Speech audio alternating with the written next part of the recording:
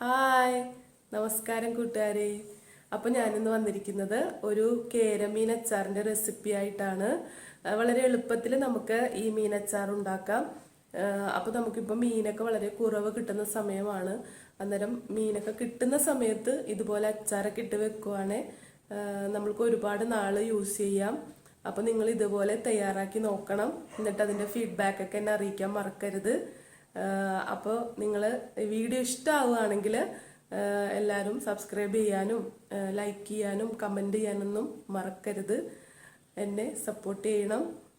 അപ്പോൾ നമുക്ക് നല്ല ടേസ്റ്റ് ആയിട്ടുള്ളൊരു കേരമീൻ അച്ചാർ എങ്ങനെയാണെന്ന് ഉണ്ടാക്കുന്നത് നോക്കാം. ഇതിനായി ഞാനിവിടെ 1 കിലോ കേരമീനാണ് എടുത്തിരിക്കുന്നത്. ഈ മീനിൻ്റെ മുള്ളും തൊലിയും എല്ലാം കളഞ്ഞ് നല്ലതുപോലെ വൃത്തിയാക്കി ഇതുപോലെ മീഡിയം കഷ്ണങ്ങളായിട്ട് ഞാനിവിടെ അരിഞ്ഞെടുത്തിരിക്കുന്നത്. ഇതൊന്ന് നമുക്ക് മാരിനേറ്റ് ചെയ്ത് വെക്കണം. അതിന് വേണ്ടുന്ന സാധനങ്ങൾ എന്തൊക്കെയാണെന്ന് ഞാൻ പറയാം. 1 ടീസ്പൂൺ ഉപ്പിട്ട് കൊടുക്കാം നമുക്ക്.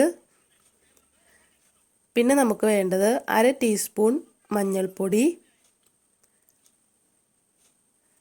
പിന്നെ 1 ടീസ്പൂൺ മുളക് പൊടി. സാധാരണ മുളക് പൊടിയാണ് ഞാൻ എടുത്തിരിക്കുന്നത്. ഇത്രയും ഇൻഗ്രീഡിയൻസ് ചേർത്ത് നന്നായി നമുക്കൊന്ന് ഇളക്കി യോജിപ്പിക്കണം. ഒരു 20 മിനിറ്റ് നമുക്ക് ഇത് മാരിനേറ്റ് ചെയ്ത് വെക്കാം. അപ്പോൾ ഇതിൽ ഉപ്പും മുളകൊക്കെ പിടിച്ച് വരും. ഇനി നമുക്ക് മീനൊന്ന് ഫ്രൈ ചെയ്തെടുക്കാം. ഞാനിവിടെ ഒരു പാൻ വെച്ചിട്ടുണ്ട്. അതിലേക്ക് 1/2 കപ്പ് വെളിച്ചെണ്ണയാണ് എടുത്തിരിക്കുന്നത്. നിങ്ങൾക്ക് ഇഷ്ടമുള്ള എണ്ണ എടുക്കാം കേട്ടോ. മീഡിയം ഫ്ലെയിമിൽ വേണം നമ്മളിത് വറുത്തെടുക്കാനായിട്ട്. ഒരുപാട് അങ്ങ് മൊരിഞ്ഞു പോകാനും പാടില്ല, എന്നാൽ അത്യാവശ്യം മൊരിയുകയും വേണം. പിന്നെ ഇത് ഞാനൊരു 3 പ്രാവശ്യമായിട്ടാണ് വറുത്തെടുത്തത് കേട്ടോ. ഇനി നമുക്ക് വേണ്ട ഇൻഗ്രീഡിയൻസ് ഒരു 25ഓളം വെളുത്തുള്ളി, ഒരു വലിയ കഷ്ണം ഇഞ്ചി, 10 പച്ചമുളക്, ഒരു 4 തണ്ട് കറിവേപ്പില. ഇത്രയും സാധനങ്ങളാണ് നമുക്ക് വേണ്ടത്. ഇനി നമുക്കിതൊന്ന് കട്ട് ചെയ്തെടുക്കാം. ഇതുപോലെയാണ് കട്ട് ചെയ്യേണ്ടത്. ഇനി നമുക്ക് അച്ചാർ ഉണ്ടാക്കാൻ തുടങ്ങാം. ഞാനിവിടെ ഒരു പാൻ വെച്ചിട്ടുണ്ട്. അതിലേക്ക് ഞാനിവിടെ എണ്ണ ഒഴിച്ചു കൊടുത്തിട്ടുണ്ട്. നല്ലെണ്ണയാണ് കേട്ടോ ഞാൻ എടുത്തിരിക്കുന്നത്. ഞാനൊരു 100 ഗ്രാം നല്ലെണ്ണ എടുത്തിട്ടുണ്ട്. ഇനി നമുക്കിതിലേക്ക് 1 ടീസ്പൂൺ കടുക് ഇട്ട് കൊടുക്കാം. കടുക് ഒന്ന് പൊട്ടി വരട്ടെ. പിന്നെ നമുക്ക് വേണ്ടത് ഒരു 4 കഷ്ണം ഉണക്കമുളകാണ്. അതൊന്ന് മുറിച്ചിട്ട് കൊടുത്തിട്ടുണ്ട്. പിന്നെ നമ്മൾക്ക് കറിവേപ്പില ഇട്ട് കൊടുക്കാം. പിന്നെ നമ്മൾ അരിഞ്ഞു വെച്ചിരിക്കുന്ന നമ്മുടെ വെളുത്തുള്ളിയും ഇഞ്ചിയും പച്ചമുളകും ഒക്കെ എല്ലാം നമുക്ക് ഇട്ട് കൊടുക്കാം.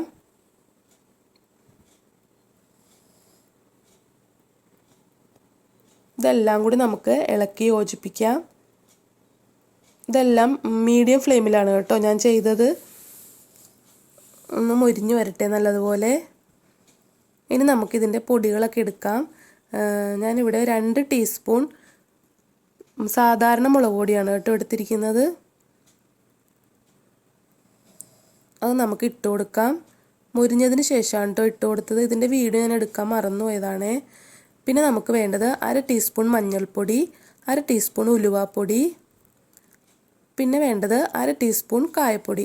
നമ്മൾക്ക് കടകളിൽ നിന്ന് കിട്ടുന്ന കുപ്പിയിലെ കുപ്പിയിലെ കായപ്പൊടിയാണ് കേട്ടോ ഞാൻ എടുത്തിരിക്കുന്നത്. ഇതെല്ലാം കൂടി നമുക്ക് യോജിപ്പിക്കാം. പിന്നെ നമുക്ക് വേണ്ടത് ഒരു 1/2 കപ്പ് വിനീഗർ എടുത്തിട്ടുണ്ട് ഞാൻ. അത് നമുക്കൊന്ന് ഒഴിച്ചു കൊടുക്കാം. നല്ലതുപോലെ ഒന്ന് തിളച്ച് വരട്ടെ.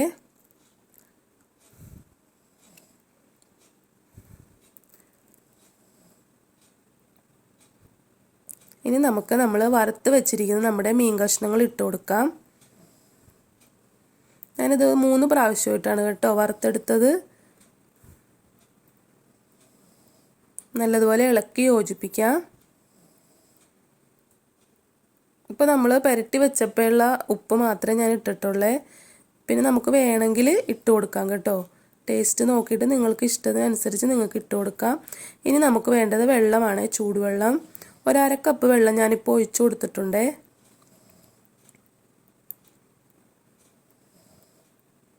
ഇതിപ്പോൾ നമ്മളെടുത്തപ്പോൾ കുറച്ച് ഡ്രൈ ആയിപ്പോയി. അപ്പോൾ നിങ്ങൾക്ക് ഗ്രേവി ആയിട്ട് വേണമെങ്കിൽ ഒരു 2 കപ്പോളം നമുക്ക് വെള്ളം ഒഴിച്ചു കൊടുക്കാം കേട്ടോ. അപ്പോൾ നല്ല ഗ്രേവി ആയിട്ടിരുന്നോളും. ഇപ്പോൾ നമ്മളെടുത്തപ്പോൾ ഇച്ചിരി കുറച്ച് ഡ്രൈ ആയിപ്പോയേ. കുറച്ച് ഉപ്പിൻ്റെ കുറവുണ്ടായിരുന്നു. അത് കാരണം ഞാനൊരു 1/2 ടീസ്പൂൺ ഉപ്പും കൂടി ഇട്ട് കൊടുത്തിട്ടുണ്ട്.